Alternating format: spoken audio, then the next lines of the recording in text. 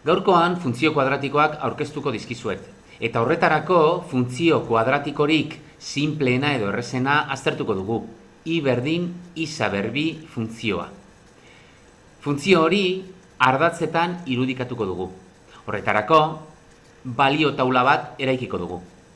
Isari balio ezberdinak emango dizkiogu eta horrela iren balioak lortuko ditugu. Ondoren, puntu bakoitza irudikatuko dugu.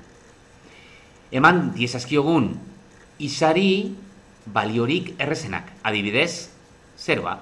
0 berbi, 0.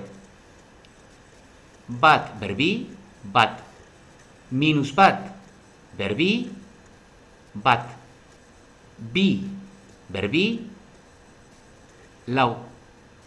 Minus bi berbi, lau.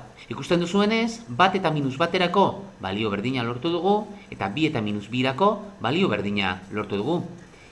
Hiru eta minus hirurekin gauza bera gertatukote da. Hiru berbi, bederatzi, eta minus hiru berbi, bederatzi.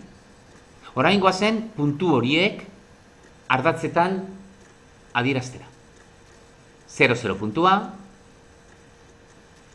bat puntua, eta bere simetrikoa minus bat puntua, C puntua, bi, lau, eta bere simetrikoa minus bi, lau, hiru bederatzi puntua, eta bere simetrikoa minus hiru bederatzi puntua. Puntu guzti horiek lerro leun batez lotzen baldin baditut, gure funtzio kuadratikoaren adierazpen grafikoa lortu dut. Kurba honi, hemen lortutako kurba horri, parabola deritzo. Eta parabola horrek ezaugarri konkretu bat du.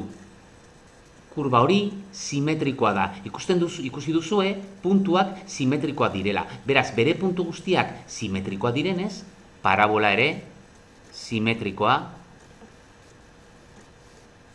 izango da. Orain, zuen kontura, honako funtzio kuadratiko hau adieraztea. Kontuan izan, hor negatibo hori idatzita dagoela. Eraiki izazue lehenengo balio taula eta ondoren marrazitzazue puntuak eta lotu itzazue lerro leun batez.